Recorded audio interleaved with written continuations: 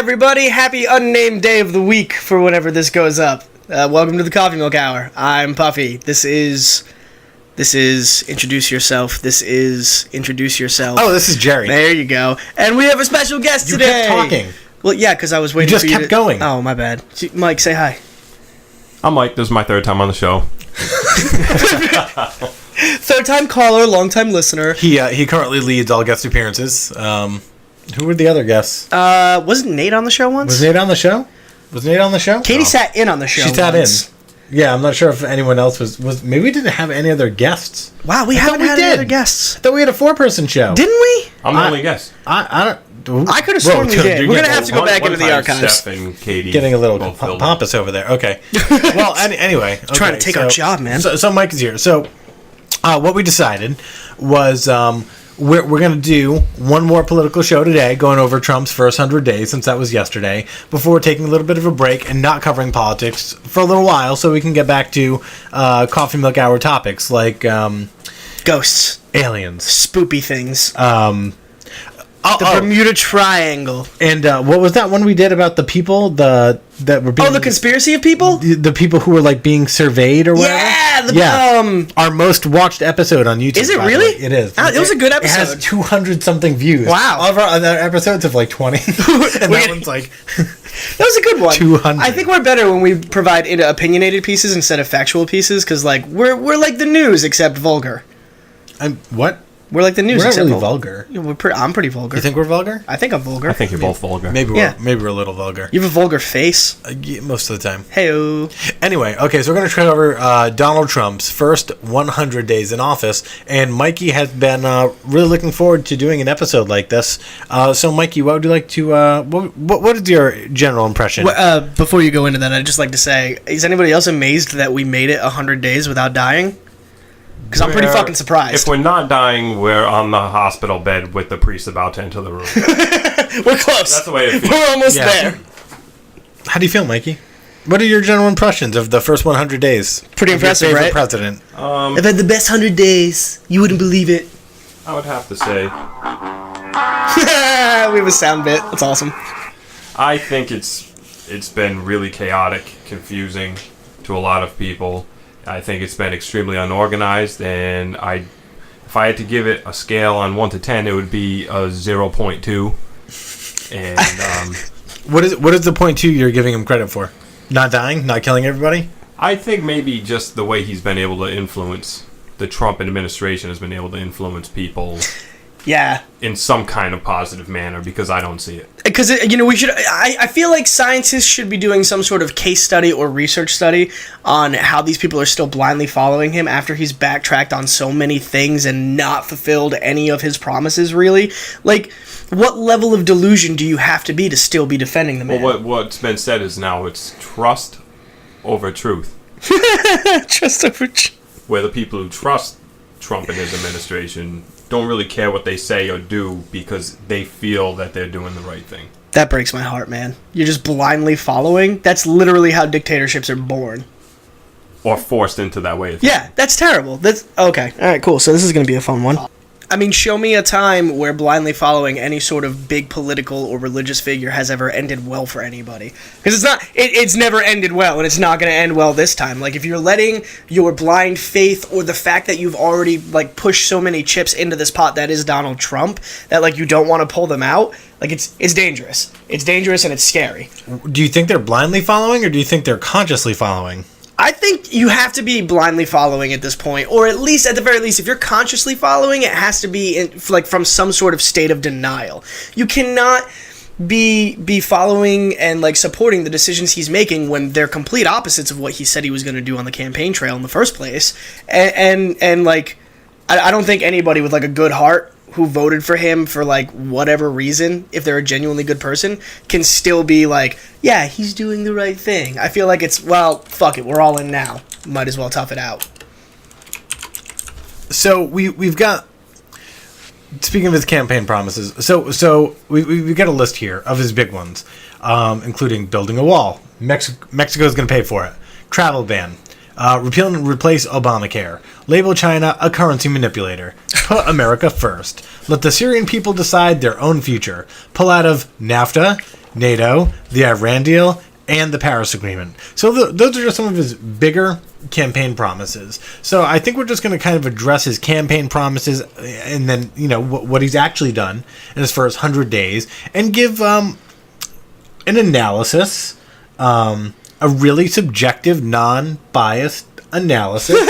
Don't lie to the people. Of what he's done. So Trump gets inaugurated, and very quickly, within the first week or two, he signs an executive order, which he calls the travel ban, not the Muslim ban, the travel ban, blocking 7 countries. Right. Of the 7 countries, Saudi Arabia and Afghanistan were not included in this travel ban. Right, 2 very prominent ISIS countries. And within one day, we see mass protests all over the country. Oh, yeah. Doesn't go well. Protesting the travel ban that he was claiming wasn't a ban, and had Sean Spicer reiterating wasn't a ban, while calling it the travel ban. Like, on this piece of legislation, it is called the travel ban. So, like, I never understood that. That level of hypocrisy is just scary. Formerly referred to as the Muslim ban he campaigned on for a year and a half.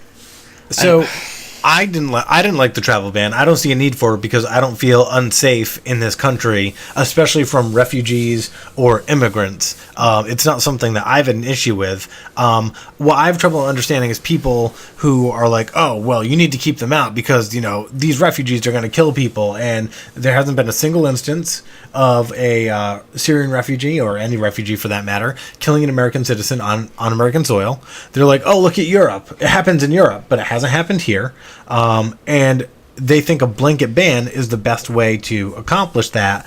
And it ends up getting blocked by the court. And they say that basically it violates the Constitution because it looks like they're targeting a group of, a religious group. Which they were. Let's be honest here. I don't care how much you want to deny it or change the wording of it. Especially on the original ban where they gave preference to Catholic. Yeah, they were like, but we're going to prioritize white Christians getting in. And it's like, but it's not religious. If they're Muslim, no way. And people supported that in their defensive arguments. Like, it's not a ban against Muslims. Yeah, I know that, like, we're prioritizing white Christians, but that's just, like, convenience, man. No, it's religious discrimination. And when you take the whole topic, it doesn't seem to make sense because the way Trump broadens everything to Muslims, just simply Muslims and Islam is the problem. Yep. Eliminating 7 countries from travel to the United States doesn't stop anything because those people, if they want to get here, they'll go to one of the other countries and come in from there. It's not something that it just doesn't add up. That if it were in mathematical forms, it would not add up. Especially when we've had terrorist attacks in this country carried out by Muslim citizens that are, we have Americans, Muslims born and raised in America, carrying out attacks on American soil, so they're Americans. And then he doesn't block Saudi Arabia, even though most of the people responsible for 9/11 came from Saudi Arabia. So are they one of our biggest pushers of oil? Yes. Hey. Yeah. I mean, and obviously, that makes a difference, apparently. So, on January 29th, Donald Trump said, this is not about religion, this is about terror and keeping our country safe. But there was never any evidence that we weren't safe. As of that time, you were statistically more likely to be involved in a terror attack in American soil by a white Christian than you were by a Muslim. So after this comes into effect, on January 29th, same day Trump made that statement, a Massachusetts judge blocked part of the order from going into effect. And Sally Yates, the acting attorney general, told her staff that they would not be enforcing the order. And again, one court had already said, we're going to block at least part of this. And right. Sally Yates comes out and says she doesn't think it's constitutional. She's not going to have the defense Department of Justice back up this order. And Donald Trump fires her. And this is before, obviously, Jeff Sessions is confirmed. I hated that firing, not just because I'm a liberal and she was an Obama carryover, but you have someone defending the Constitution with the court backing her up and she is fired. And that felt like in January, on January 29th, that felt like a really low moment for America, although there's been many since for me. It was pretty rough. It was pretty rough to see somebody getting fired for doing their job, especially when you saw all of the hate and support of her firing coming from conservative, like, constitutional supporters being like, this is right. And it's like, no, she was doing her job in accordance with the Constitution, the thing you so belovedly protect and, like, emulate in all of your political beliefs. But because it didn't benefit you, it's wrong. And it was a clear-cut case of that. All she did was use the power of her branch of government to check and balance the overall governing of the country. And Trump justified it by saying, did you see in the media how they said it was, she refused to push this? Right. But she didn't refuse. I watched her speech when she said they just needed to make sure that everything they were doing would be legal before they did it. And there's no problem with that. There was no reason in my mind that she should have been fired the way she was. Well, and again, you know, there had already been a court that came out and basically said that there may be something unconstitutional here. And so it's just amazing to me that you would fire someone for defending the Constitution. However, opponents of Sally Yates or Donald Trump supporters were like, oh, of course it's constitutional, even though there was a legitimate legal question. And that's all you need is a question, right? Like, you don't need there to be, proof that this is unconstitutional. You just need to say, hey, wait a minute, there might be some things here that aren't perfect. We need to look into this. Let's comb through it and see how to go about it. So Donald Trump puts through the travel ban. Now, initially he says this is a 90-day travel ban, so that we can take the 90 days to fix the issues with our entry system. In the vetting process. The vetting process for refugees. We're 100 days in. I haven't heard anything about that process changing. No, it's totally been dropped below the radar at this point. He didn't get what he wanted. He realized that what he was trying to do would never make it through the court systems. And so we kind of just let it fall to the back burner. He hasn't even talked much about the Hawaiian judge with his revised Trump travel ban. He also blocked it. He blocked it. And in travel ban 2.0, they actually removed Iraq from the list. So Iraq and Afghanistan, two countries that we've been at war in, that are also infiltrated by ISIS. Afghanistan is heavily. is basically the home country of Al Qaeda. So the country that harbors Al Qaeda in Afghanistan, no, they can come. Iraq, which is half of ISIS territory, they can come, but and Saudi Arabia can come, but these other countries like Yemen, they can't. So the three most dangerous countries, or seemingly most dangerous countries, you guys come on in, no issue. We'll even take Iraq out just to see if we can get through the court, and then Hawaii blocks, and they complained about it, and it gets dropped. But they had a chance to revise their system. They had a chance to fix the problem, and it was more important for them to push through a travel ban than it was to actually address the issue. And it's simply because they said they would do it during the campaign. Right. They're all about image, and that's why they have to push these things that no one supports. It's the representation of the promises that you made to the people who put you into the office. You're not pushing through this ban because you're actually trying to accomplish something.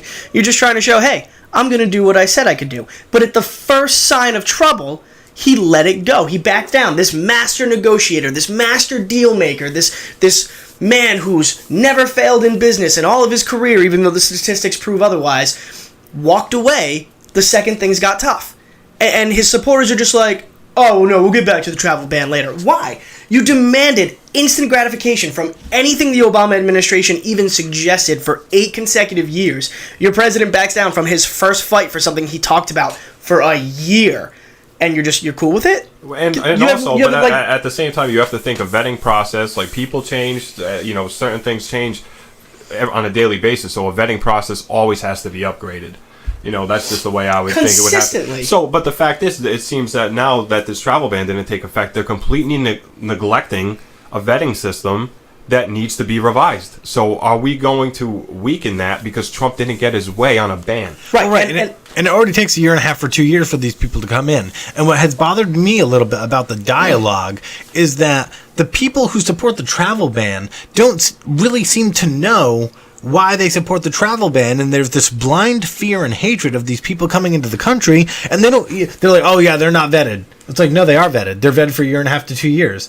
Oh, well, they kill people in our country. Okay, well, there's no known cases of that. And they just say things that are just not true. So you have all these people who believe in alternative facts. There's nothing else to call it. But those ideas get perpetuated, and they blow up in society, and now you get a whole bunch of people saying, oh, well, we need the travel ban. We're going to waste taxpayer dollars on a travel ban. I agree with Mike that the system itself does need to be revised. I do entirely support a thorough and accurate vetting system for anybody trying to come into this country. I always have, I always will. But the ban was never about that, like you guys said. And the thing that makes me so sad is that having been to all of these countries all around the world, everywhere I've gone, with the exception of one of two places, I am generally accepted for being an American. People, they're friendly, there's no animosity or hatred or just because I'm an American. And it's like we're trying to do to people what they would never consider to do to us in the first place. And it's just it kind of gives you a bad image, and that's what this whole presidency has been within this 100 days for me, is just perpetuating this awful image of America to the rest of the world. I think it even goes beyond, and I think this is probably some whispering from Steve Bannon to Trump in the early days of the administration, because I think that by putting forward this travel ban, showing Muslims in Muslim countries that we don't take too kindly to you being here. So not only those 7 countries are affected, all the other Muslim countries will say, am I welcome there? How will my experience be? Right. And I think it ties into the white nationalism, where you say, we don't want you here, we don't want you to come here. So it'll spread and create this whole dynamic where people no longer travel to the U.S. Right, perpetuating the idea enough to keep immigration low out of fear. That's terrifying. That's absolutely terrifying to think about. People would be like, hey man, you want to go to America? Just be like, nah, dude, I don't know what the fuck's going on over there, but we should probably steer clear. And then they probably also hear about Trump's high advocacy for guns on college campuses now. He's pushing for. I don't know if I disagree with that. And I'm not anti-gun, but to an extent, we have to check ourselves. And when you're telling your country, we don't want all these other people here because they're dangerous, and then you're essentially telling them, we want all Americans armed. Yeah, pretty much. It really ties into this contextually, one thing. It's not great. It's not beneficial for anyone, and I'm not anti-gun. I think if you shoot for sport, if you do the paperwork, your background checks, you do everything, no big deal. But no one's going to give you a hard time about that. But when the message from your president is get a gun because people are bad, yeah, pretty much, it really ties into a lot of underlying factors that Americans are struggling with. So talking about keeping people out, he was also going to build a wall, and Mexico is going to pay for it. And so certain. So he comes into office and he talks about the wall. They haven't actually made any moves on the wall. They tried to get it pushed in this budget proposal, but the Democrats said they would shut down the government if they included it, and Trump didn't include it. They pulled it out. Well, we don't know that. They just extended their time period by a week because they're still trying to push it. So as far as we know, he's at least flexible on getting the wall funded right now. Clearly, Mexico is not going to pay for it. Clearly, so in what may be his largest campaign issue, and you have the chants and everything, and all the Trump supporters chanting at all the rallies, "Build a wall, build a wall." What if he doesn't build this wall? What if he can't build this wall? Oh, it'll come back to being the liberals' fault somehow. I guarantee it. Oh, it was held up in Congress, or they refused to find a way to fund it. The only legitimate funding suggestion, help from the Democrats. Yeah, the only legitimate funding suggestion I've seen so far from the administration was that tariff that they introduced. They were like, "Oh yeah, we'll just put a tariff on the imports," and that's still going to cost the American people. That's also tit for tat. But they also have a tariff is placed on them. They'll place. But they also didn't place the tariff. You're going to pay more for imports like Corona. So if anybody out there drinks Corona, every time you buy one, that extra money you're spending on that is now going towards this wall. So in essence, the Mexican government still isn't paying for this wall. Your tax dollars are, just in a different way. But they haven't placed a tariff on Mexican. No, it was the only imports. I was saying it was the only thing I saw suggested. They did place a tariff on Canadian lumber. Yeah, what the 25%. And it's like he didn't talk about Canada. He wasn't like, "Oh, Canada, yeah, we're gonna put tariffs all over Canada and we're gonna ban all their maple syrup." Don't do that. But it's that kind of action, right? He says, no, we're going to go after Mexico. We're going to build a wall. We're going to keep those people out. We're going to look at NAFTA. We might pull out of NAFTA because we're getting the raw end of the deal. And then he turns around and really strangely puts a 25% tariff on Canadian lumber. Like, do we need to cut down more American trees? Is that the message we're getting here? Like, there's not enough American trees to cut down. So, we need more businesses to move back to America to cut down American trees. No tariff. That we barely have. Right, and it just doesn't make sense. Like, and this is what's so confusing to me, is if you're a Trump supporter, and you're like, oh yeah, the tariff is coming on Mexico. Oh wait, no, Canadian lumber. Like, how do you wrap your head around that? Mexico won't pay for the wall, so now he's going after the next nearest country to increase their cost and then use that to pay for the wall. So Canada will pay for the wall with the tariff from the Canadian lumber on the Mexican wall. Correct. Okay. For America. Okay, this makes sense. That more than half of the country doesn't want. This is a foolproof plan. Absolutely. Okay. Hashtag the president is brilliant. I'm on board. Hashtag I'm with him. Canadian tariff for border walls. Suck it, Canada. So I'm just kidding, Canada. You guys are always pushovers anyway. So. Oh, isn't every Canadian team? Well, we're not talking about sports today. Never mind. So he said he's going to pull out of NAFTA, but now he says probably not this week. I think. Yeah, it was a couple days ago. He said, "Oh, we're going to pull out of NAFTA, or we're seriously considering it." And then he had a meeting with the Mexican president and Justin Trudeau, and then he was like, "We're probably not going to pull out of NAFTA." On the campaign trail, he was like, oh, NATO's terrible. We foot the bill for everything. If NATO wants our help, they need to start taking some of this obsolete. cost, or we're out. NATO is obsolete. And now here we are not talking about pulling out of NATO at all because NATO's great all of a sudden. You're just waiting for that moment where Trump comes out and he's like, I had no idea that NAFTA was so complicated. Who knew that nobody knew that health insurance was so complicated. I can't. I really thought I could press a button and everything would change. Right, I feel like he grew up watching those Staples commercials with the easy button, and he was just like, that's how the president does it. I also realized the other day, and this is going to be a really obscure reference, but do you guys remember that Stephen Lynch song about being a superhero? Yeah. You remember Immigration Dude?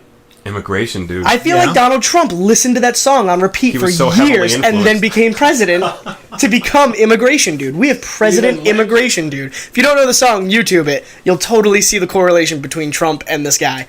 That's all I had. So he said he was going to pull out of NAFTA, changed his mind. He said he was going to pull out of NATO, but a couple of weeks ago, he met with the head of NATO. They had a joint press conference, and guess what? NATO's great. Yeah, NATO's the best. We're great buddies with NATO. They made the changes, he said. They made the changes that he said in the campaign they should make. So it's okay that we can stay with NATO now. But if you go back on the campaign trail, there was nothing he said that would give anything to change except it's a disaster. That's all he said. He didn't say, this is why I have an issue with NAFTA. We're getting robbed by other countries. Well, again, he's sitting there, he's probably talking to the guy, and he's like, hey, I think we're going to pull out of NATO. And the guy's like, NATO is really complicated. And then Trump will come out and just be like, wow, I had no idea that NATO was so complicated. And that seems to be the recurring theme. I would like Trump more if he came out after every single meeting. I was like, I had no idea. It was just so complicated. And what happened with the Chinese president? I forgot what the topic was, but he said, after talking with him for about 10 minutes, I realized I had changed my mind. Oh, yeah! About labeling them a currency manipulator. Yeah, 10 minutes is all you need to sway the president of the United States. There's a problem. I had no idea that international relations were so complicated. I really thought, this would be really easy. I'd sit him down and be like, you're a currency manipulator. Slap him across the face, and he'd cry and apologize. I just didn't realize that other people had thought process and brains. Oh, my God. In essence, he essentially has said that he did not know being the president would be so complicated with his most recent comment about how his previous life was easier, and he's not, I don't want to misquote him, but it was something along the lines of he's not adjusting well, or he's not enjoying it as much as he thought he would. First of all, the presidency is not something you enjoy. It is a burden that you bear because you genuinely want to see change for whatever reason, right or left, in this country. The man literally did it because he wanted to be in the spotlight, and there's nothing more evident than the past 101 days that emulates that. God, I could go on about that for hours. He's just a terrible person, guys. He's just bad. So let's recap. He's clueless. Travel ban 1.0, blocked, didn't get through, no travel ban. Travel ban 2.0, blocked, didn't get through, no travel ban. Build a wall, hasn't built it, hasn't gotten it funded yet. Mexico's definitely not going to pay for it, but we do have a Canadian lumber tariff fuck you, Canada. Pretty much. We didn't pull out of NAFTA. We were going to pull out of NAFTA. We didn't pull out of NATO. We were supposed to pull out of NATO. We didn't label China a currency manipulator. He pissed off Australia's president.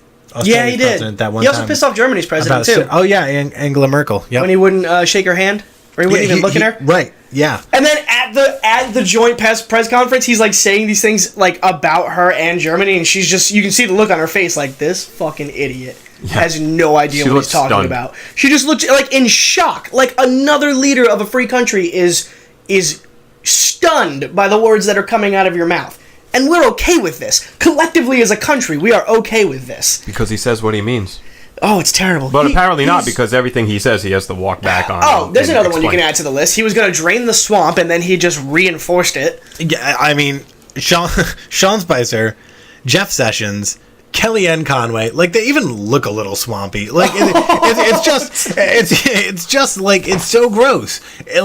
All of them are so gross. Steve Bannon, lurking in the background, and with his burning cross.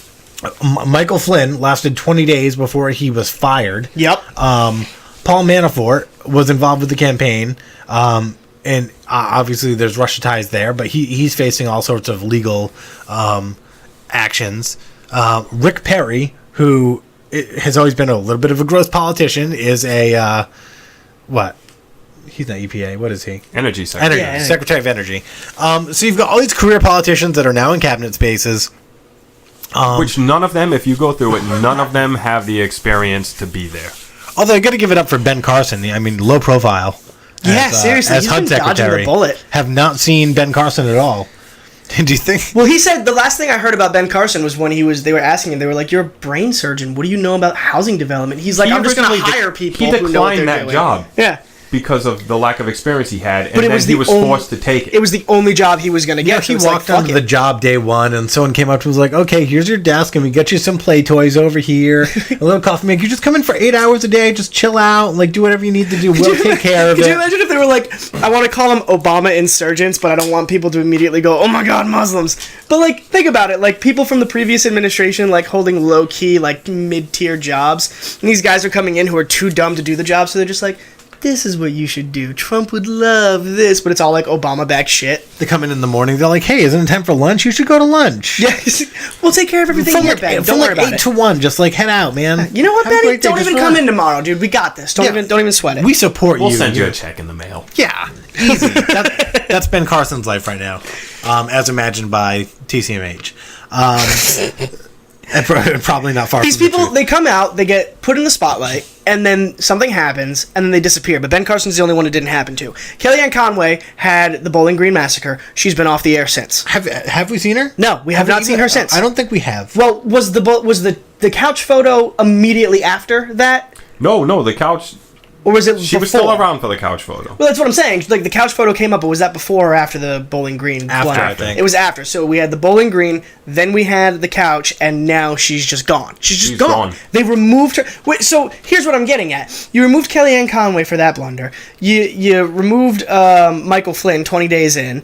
Yet Sean Spicer is still coming out every day and having those god-awful meetings. He's great for ratings. How is he not getting pulled off the air Because he's great for ratings. He is pretty great for ratings. This is an entertainment administration. Yeah, and that's what it is. You said it perfectly. It is not an administration that has any idea what they're doing or any legitimate plans or foundation to build like a future off of. They're just, well, we're in the spotlight now. Fuck it. Let's wing it. We'll see what happens. We'll at least get ratings. I guarantee, I haven't looked at it, but I guarantee that the media ratings are higher than they've been in a decade. Oh, probably. Yep. No publicity is bad publicity, and when you have a dumpster fire that is this administration, you're always going to be focused in on what they're doing. It almost benefits everyone there. Unreal, to keep this going, because then the media can take onto it, they can say it to you and I, and everyone makes money except the people who are being crushed by stupid plans. Now, Donald Trump said he was going to repeal and replace Obamacare. But this isn't really just a Trump issue, because Paul Ryan drew up the American Health Care Act, and they brought it to the floor. Where's he been? He's been very quiet. He's been gone ever since he came out with that little book of his plan. The American Healthcare Act. And he gave like the meeting about it, and they ripped him to shreds. Mike Pence took him out back and spanked him. Yeah, I think so. Sure that's I'm pretty sure these guys are getting like, they do something wrong and they just get like a muzzle and a doggy kennel. And it's like, now you stay in there until you learn your lesson. Trump says he's going to repeal and replace Obamacare. First 100 days. Didn't repeal it. American Healthcare Act clumps to the floor. The Republicans have enough people in the House to just pass this bill through, and they fail. Yep. They fail because the conservative group, the Tea Party candidates essentially say it doesn't go far enough. The moderates say it goes too far. They lose all these votes. They don't get it through, and they can't pass this bill. No, I just want to jump in, and what I don't understand is where I watched the Democratic Party celebrate the failure of this health plan. But the thing that's most frightening for me, and I think a lot of people when they really look into this, is, like you said, it failed because it wasn't brutal enough. It failed because it still covered prescriptions, because it still covered the emergency room, because it still covered the core of what a health plan should cover, is why it went down. That's not a victory. The conservatives because what's going to come out next will be far worse, and it may pass. Right, the conservatives of the Freedom Caucus, they called it Obamacare Light.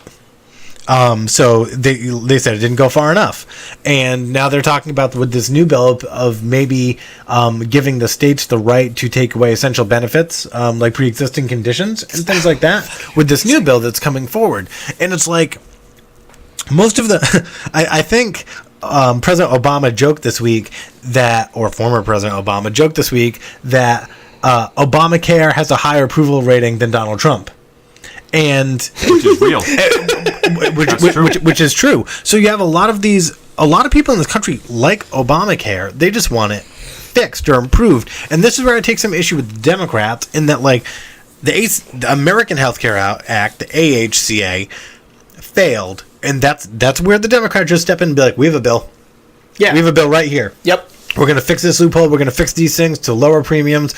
Even do you know what? If they want to do the cross-state line things, whatever. Like, we already know it doesn't work, but, like, if you want to throw it in there, like, just throw it in there. Just give it to them. Put a compromise in place. Yeah. At least the Democrats can acknowledge, like, hey, Obamacare, it wasn't the best. It had some issues. Let's work on it and fix it. But they have something substantial to work with. The Republicans in a Republican-controlled House and Senate can't pass a base guideline. Like, that's scary. With Obamacare, 90% of what you need in a healthcare plan is already in motion, working. You don't need to change it. You just got to tweak those little things. You just have to make some adjustments, which you have to do with everything. Nothing comes out perfect the first time. Right.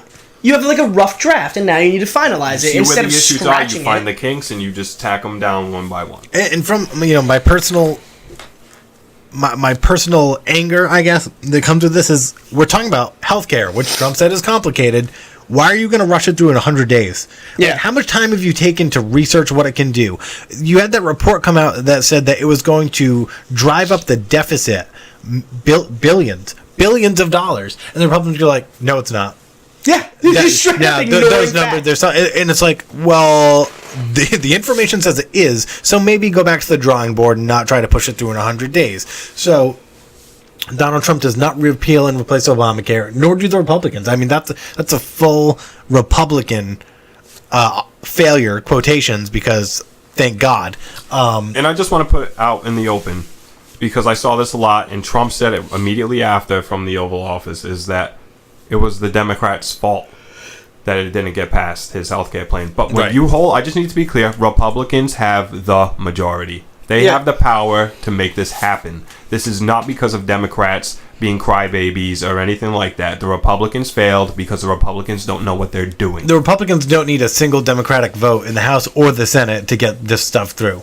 Or at least these first couple of steps in their repeal and replace process. All that says to me is that there are reasonable conservatives who are like kind of sort of fighting the good fight, or at least fighting a reasonable fight, like a middle ground fight. And just not giving in to whatever this guy says. Right. There are a lot of people who are just in his pocket, like, just, hey man, whatever you do, just like, don't fuck with me. Like, I don't want to get Sally Yates. And the biggest trend I've noticed with Trump, and everyone will say, he's a businessman, a business owner, but when you own a business, when you say jump, your employees ask you how high. Right. That's not how this goes. So I think what he's learning now is I can't just say anything I need to do a lot more work, which he mentioned in that thing where he said he thought this would be easier. Yeah. Because, yes, you have to do work to make things happen.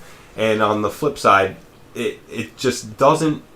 You have to wonder, how could anyone look at that job and say, all I have to do is tell the Congress what to do, and they'll do it. Yeah. And it plays out when he's put out 31 executive orders in his first 100 days, more than any president in the past 50 years. Okay, because that's the only way he can do anything. Right. He has not. Has he passed anything through Congress? I don't think anything has No, passed through nothing's legitimate passed through channels, Congress. which is ridiculous. That's absurd. 30% of your 100 days in office has been executive ordering shit that you know otherwise would He's essentially eliminated Congress for this entire time, while they all make well over $100,000 a year with free health care. And we're the ones who they say are robbing the government. Yeah, it's... You're not even doing your job, and you're making a substantial income. It's insane to me. I really don't know how you fix a problem like... Because, like, we're stuck. This administration, even if Trump is impeached or does something stupid, you know, like... This administration still exists for the next 4 years. Trump-Pence still exists. Yeah. And, like, the ideology that they've built this following off of is still going to be there. Well, but they didn't build the ideology, though. They just tapped into it. You know, there were always these, you know, I'm really sorry, Trump supporters, but, like, there are some very, like, maybe there's reasonable Trump supporters, but there is a large contingency of very fucking crazy people who do not know the facts. It's like they tuned in for this election without any prior political knowledge, made a quick assessment, and now they think they are experts on politics. And I'm not sitting here like doing this podcast thinking I'm an expert on politics, but I do think I'm generally more informed than your average voter. But I feel like people should be able to have these types of discussions because we're Americans and we understand our political system and the issues we go to vote on. So it really bothers me when people say things, you know, with like the Muslim ban. Oh, you know, oh well, people are dying. No, they're not. You know, if that's what bothers me is when opinions are based on nothing or just falsehoods, just pure falsehoods. Support. I have an opinion. I have an opinion that the majority, not all, but the majority of the diehard Trump fans that got him into office are people who have this, you know, the closet racism, homophobia, religious prejudice, Islamophobia, who saw a guy talking about the things that targeted them, thought, holy crap, I can do this in public now if I support this guy, got him into office. Like, they're not educated. They don't know the political system. Let's be honest. I would bet that at least half of the country of current voters do not fully understand our political system. I know I don't. I like to think I know more than the average person because I research it, but like, off of general education alone, you're not going to know a whole lot. You need your poli-sci, you need all that crap. And, like, these are the people, like, guiding the direction that our country is going in, and that's the force that he's tapping into, is, like, it's like just pulling from a pool of darkness. And it's, no, not good. Well, something to consider when you think about it is, you know, they said that white, uneducated males tended to vote for Trump. And, you know, mostly more educated people... You obviously can't generalize and say everyone, but a majority of them vote Democrat. So you have to start to ask yourself the question, do Republicans just want to keep people dumb? Because dumb people vote for them. When you think about Betsy DeVos as the education secretary, I think the incredibly harsh number of bear attacks will go down. They want to put no more money into schools. They want to take all these things away. And you just have to think, is it because stupidity gets them into office? Well, I think it's unfair to an extent to say they're all dumb, although I think there is a narrative there. But I feel like there were a lot of people who voted for Donald Trump who thought the economy, who thought the economy was weak when it wasn't, who felt personally disenfranchised for whatever reason because they hadn't seen all the benefits that the poor people saw. And they thought, okay, well, I'm not going to vote for Hillary Clinton because that's the same machine that Obama is. And, you know... They haven't done anything for me, even though the economy has improved drastically. So I'm just going to vote for the other guy. But Trump said he was going to put America first. Trump said he was going to grow the economy. Trump said he was going to bring back jobs to America. And in the first 100 days, other than a one-page tax reform, that's it. All he's done is propose 1 page of tax reforms, and that is it. That was simply, back to imaging, just to say they did it in the 100 days. They Yeah. put out a proposal within 100 Well, days. and what I'm wondering is when are Trump supporters going to realize that optics do not equate to reality? They don't equate to gains. They don't equate to like benefiting typical Americans just because, oh look, they tried the travel ban, but it didn't work out, but at least he tried. Oh look, he proposed a tax reform, it didn't work out, but at least he tried. Well, when does he have to actually start being president and doing things? Or is it just good enough for you guys that he tried? Because it wasn't good enough for you that Obama tried, or that he tried the way that he did. Right. But he passed legislation. They haven't passed anything. Literally nothing. He passed legislation when for the 6 out of the 8 years he was president, he didn't hold the majority. And you know what? People are Yeah. like, he saved these jobs at Carrier. It was under 1,000 jobs. One company. I saw an ad today, and I'm not lying to you at all. I saw an ad today going over Trump's first 100 days for pro-Trump, and it said, bringing back American manufacturing, done. It said just done, It said just complete. It's past tense. They Mission already accomplished, did it. guys. Good job, team. They already Man, all those saved factories. American manufacturing. What a time to be alive. That's a quick way to build factories, really. But going What are we back manufacturing? to Trump's base, if I'm a part of Trump's base, I'm his supporter, and I see that ad come up, I'm like, holy shit, he did it. But I mean, Because you're not actually doing any that's of the as far as research. it goes. This is the same group of people who are following a man who refuses to acknowledge facts. Like, the whole alternative facts thing is really fun to make fun of, but, like, this administration legitimately looks in the face of empirical data and says, no, that's wrong. Like, factual information, and it goes back to, I think one of you said it, trust over truth. That's not safe when you start looking at factual information and statistics and all this data and you go, that's not accurate. And your people believe you. You're creating this divide and this separation from the actual truth and reality. I want to bring this in on a personal level because we have an uncle, more like a cousin. Now, he's a Trump supporter.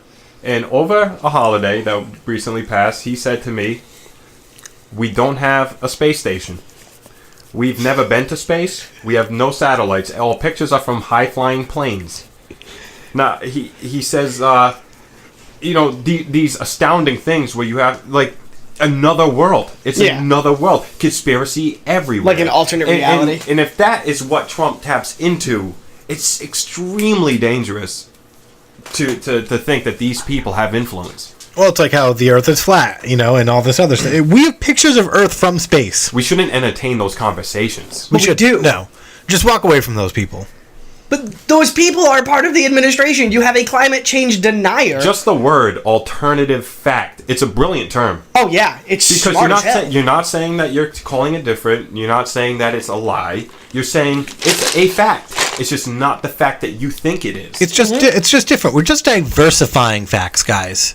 But okay, we're looking for a variety of facts here. That is all the guise of actually deterring from the facts. There's no like gray area when it comes to statistics and data. It's what is and what isn't, and trying to dissuade that from the general public, especially creating that divide in what little journalism we have left in the country.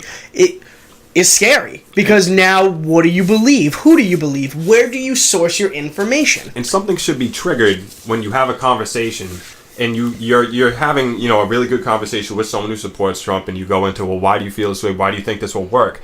But in order for them to try to even establish a point, they have to type a 4-page essay that consistently contradicts at the end what it says at the beginning, because there is no clear-cut answer for how anything Trump has proposed is helpful. Right. And I think what's really dangerous for Republicans and conservatives is they have Republican House and Senate, they have Republican presidency. So reasonable Republicans still want to take advantage of the situation, but everything they want is getting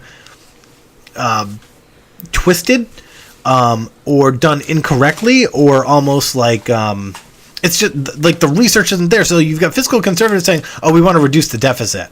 And so, we as liberals understand that that's what they want to do. They want to reduce the deficit, reduce government spending. Yet, the Trump administration is like, oh, we're going to reduce the deficit by doing this, and we're actually going to be spending billions of dollars, so we're actually going to grow the deficit. And you have Republicans sitting there like, what's going on?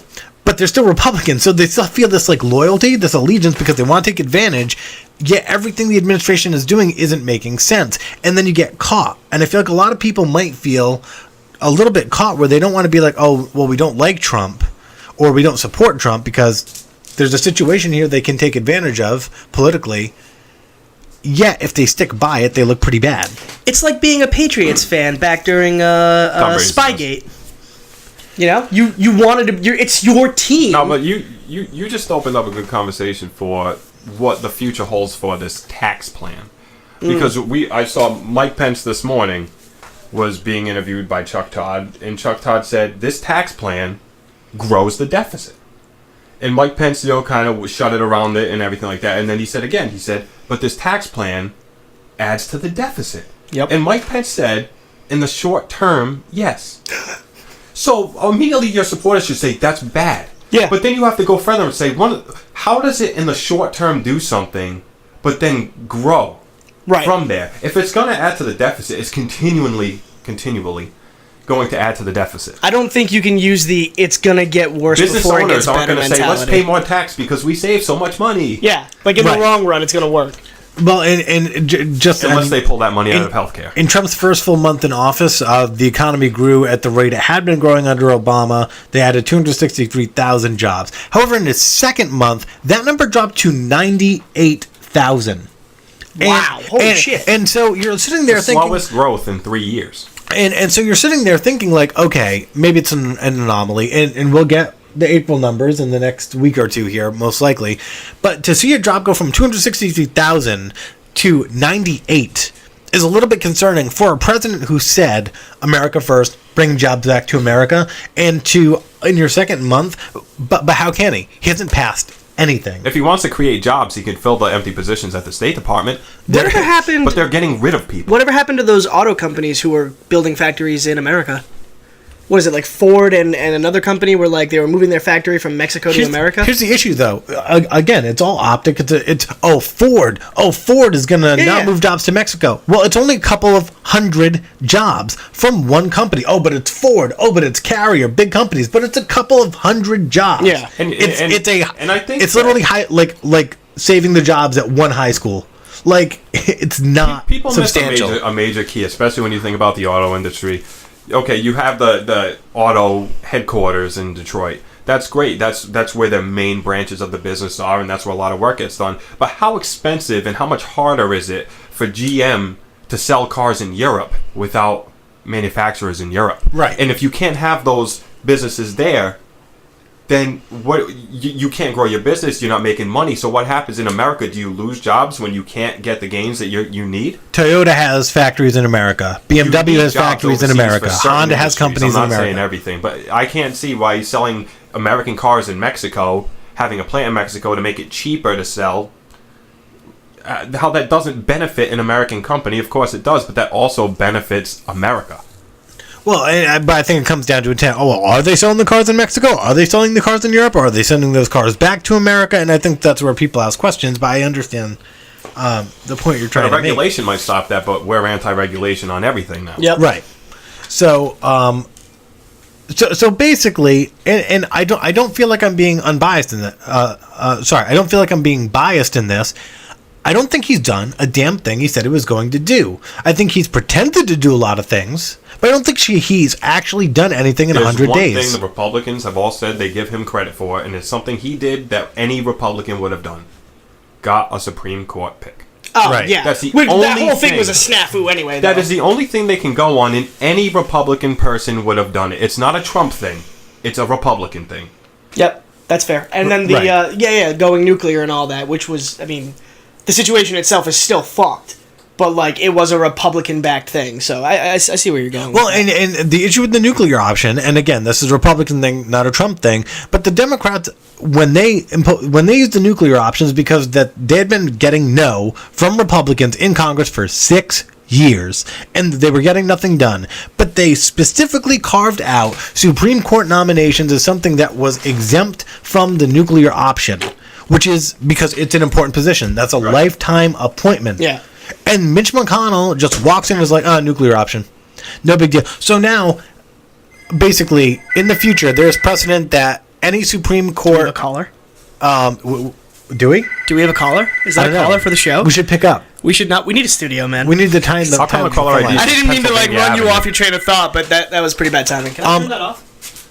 Can I hit the end button? No, because it rings all over the house. Yeah, but then when you're done here, we're good. We're good. So Mitch McConnell says the nuclear option applies to Supreme Court nominations. Well, what that means is that there's precedent now that for the rest of American history, whoever has the majority can just push through a Supreme Court nomination with little to no vetting. Hey, guys, you wanted vetting, right? Only for immigrants, though, right? Not Supreme Court judges. Right. It doesn't make any sense. So here we are, 100 days in. We're not dead. We're not dead, so like that's an accomplishment. If we can say that the Trump administration has accomplished anything, Well, it's that we haven't gone to a the new war idea yet. that of death, you just have to really look at Scott Pruitt as one of the picks. This man said that he's the EPA, the head of the EPA, who's been heavily against the EPA. Views have lawsuits Huge against climate him. change denier. Climate change denier, who recently posted an article about how he has not seen proof or substantial evidence that asbestos is bad. Yeah, because No. fuck the veterans, right? And mesothelioma and a lot of dangerous health violations. But that's okay now. Just like we can dump coal into rivers now, that's okay. Just like we need to go back to fossil fuels, which are finite. I don't think they understand what finite is. That You gotta these use things smaller will- words. They will not be there forever. Well, and here's the thing, like Wind, sun, those will be there. we're the majority of voters being like, man, we really missed dumping coal into rivers. Like, this is a big deal, guys. Like, the rivers are way too clean. We need more coal in the rivers. No voter went to the voting booth thinking about coal in rivers. So why are we doing that? Like, why are these the things that we need to change? Because now coal companies don't have to pay to get their waste removed, and it saves them money. It's just sick. It's going to kill the planet. Like, we're going to die. I think that's why NASA just bumped up their mission to Mars. Most of the Republicans say that carbon dioxide, well, it comes out of us when we exhale. That's so it the can't be bad, right? Dumbest fucking thing. It can't be bad. But the rate and the excess that we put out, not from our bodies, but from machinery and manufacturing and all this stuff, it's it's a lot more than it should be. When it comes It's to conservatives and scientific discussions, I hit the end of my rope a couple of days ago when Tommy Lauren came out and tried to fucking bash Bill Nye after the science march, the climate march that he just had, with like the most inaccurate teleprompter facts I've ever seen in my life. Like, that's where I kind of just drew the line. I was like, all right, no conservative knows what they're speaking about at this The point. former energy secretary for the Obama administration, who is the man, and it's weird because his only credential is a PhD from MIT. Yep. So, nuclear physicist running the EPA, that doesn't make sense. He made a point that people just don't think of the core basics where these are not scientific. A lot of things that they don't agree with are law. Scientific law. Yeah. They're not negotiable. They're proven. So you can't turn around and just say that's not real. There's still snow, so the climate's not changing. I'm always reminded of the dude who ran into Congress holding the snowball. What is this? I thought you said it was global warming. It's just insane. Meanwhile, when icebergs the size of Texas are coming off of Antarctica and floating across the sea, we don't think, hey, is it getting warmer over there? Yeah. Sea levels are rising at an alarming rate. But hey, no big deal. Parts of Miami are underwater right now, and they still say Trump, who's in Florida all the time, doesn't say that it's because of climate change. It's unbelievable, man. So how do we... all right, so, Mike, one word to describe the first 100 days of presidency for Donald Trump. Fuck show. And that's hyphenated. Hyphens? Okay, cool. It's a compound word. I like the compound. Jerry, one word, first 100 days of presidency for Donald Trump. Go. Embarrassment. I like that. Fuck show embarrassment. I mean, it's pretty accurate. I challenge any conservative listening to this episode to disprove any of the things that we have said today. You can show me any piece of legislation, but if it has not been pushed through Congress, if it has not been passed, if it has not come into effect, it holds no water. He has said he was going to do a lot of things. He has done nothing. And I want one prerequisite for that conversation. Sure. Proof. Yeah. I don't want you to speculate and tell me things, because everything we say we have backup for. 99%. That's not opinionated.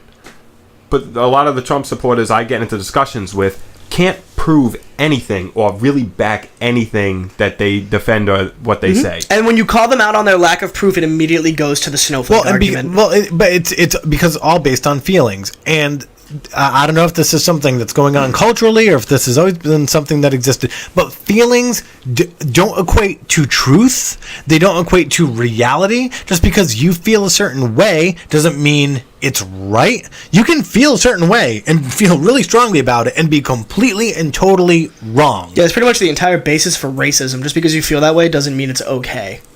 So you're still an asshole. Nailed it. And you're still wrong. And people should understand that. And people need to be accountable, I think, for their lack of, I'm not going to call it intelligence, but if you want to be involved in the political conversation, if you want your voice to be heard in this country, inform yourself. And understand that, like, reasonable. And understand that, like, oh, maybe you don't like CNN, but there are a lot of other news outlets out there that are reputable.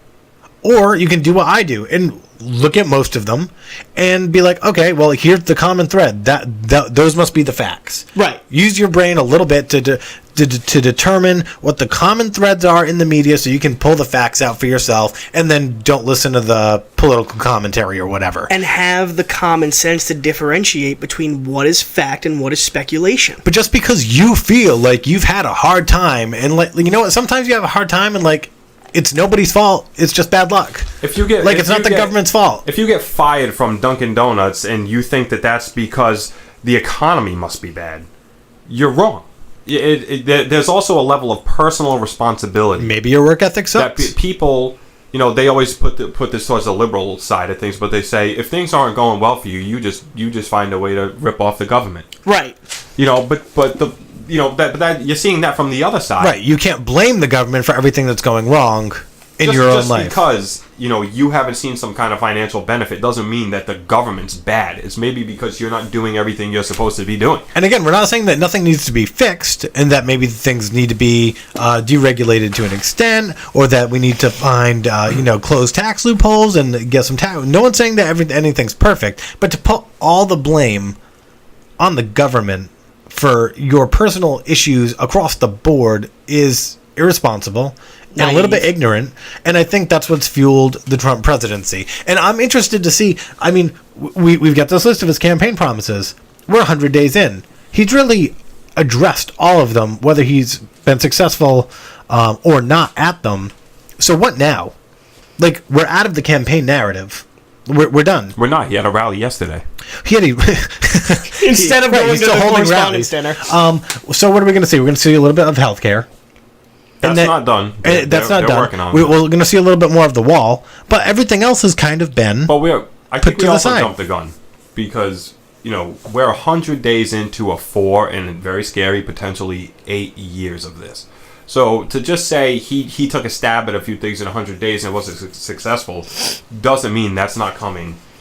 Oh, yeah. The wall, especially towards the end of the 4 years, I really think when Trump is on the campaign trail, he'll really be pushing, if he hasn't already, trying to make something material happen. Well, unless the Democrats take back control of one of the two chambers in 2018. Yeah, I was just going to say, it'll be interesting to see how much can he accomplish before, and I'm confident in saying this, it is inevitable that he's going to lose control. The Republicans are not going to be able to maintain control of either or potentially even both of those in this 4-year presidency, just based off this 100 days. And I know that, like you were saying, 100 days in 4 years, but 100 days in 2 years, you're starting that counter up. People are starting to get uneasy. We're like 15% of the way. You're 15% of the way to election day, and what are you doing? What gets me is, this man is incredibly stupid. So stupid. Because the economy, when he came into office, pretty freaking good. Yeah. The unemployment rate, pretty freaking good. Obamacare needed to be addressed a little bit, but working pretty good. The economy was good. So all he really had to do was just kind nominated. of ease into it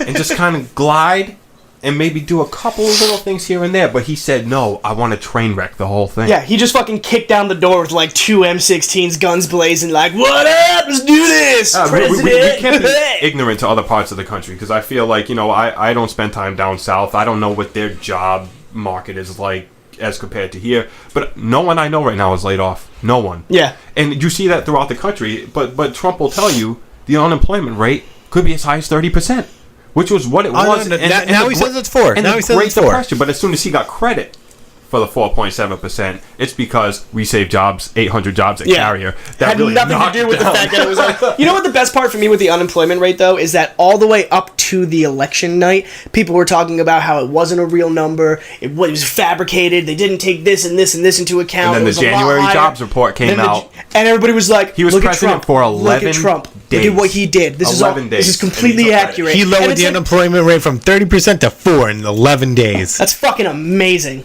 Yep. Someone needs to hire that man a congratulatory hooker. Well, this has been a real episode of the Coffee Milk Hour as we're approaching 1 hour here. So we didn't get to hit on everything. We left out We just got started. We left out Russia. We left out some of the Syrian bombing, the North Korea situation, but those are developing. So maybe in a later episode. But glad we get to talk about the first 100 days. What do we want to talk about next week? We're going to transition off of politics and get back to You want to talk about something theoretical? some fun stuff. Yeah, some theory. I mentioned we should do Shuffleboard Can we do a strategies? Warcraft episode? We can do a Warcraft episode. Warcraft's 13th anniversary just came, guys, and I'm really All your excited listeners about are leaving. it. Oh yeah, they're probably gone Probably, already. but maybe we can do like some semi-education on Warcraft and bring some awareness to people who don't know I'd much just like about to do it. an episode about like how it has shaped like friendships, things like that. I think it'd be cool. Yeah, it'd be neat. Look at all the people Warcraft we friends. met. Hey Griff. And we've got some other interesting and intriguing ideas on the docket, so we'll come back to you with 1 to 2 episodes in the next couple of weeks here, and be on the lookout for the Coffee Milk Hour. I would like to thank our guest, Mike Nutini, for joining us today. Be sure to like us on Podbean, share us, tell your friends about us. We are back. We are returning like a furious storm. And check out Facebook. Throw us a like on Facebook. And sorry for all the politics. I know that when we left, we were talking about politics, and when we came back, we're talking about politics, but we're going to get back to some of the fun stuff as well. Yeah. See you on your commute. We'll see you guys later. Bye. Dog poop. How long does it take to harden? Out.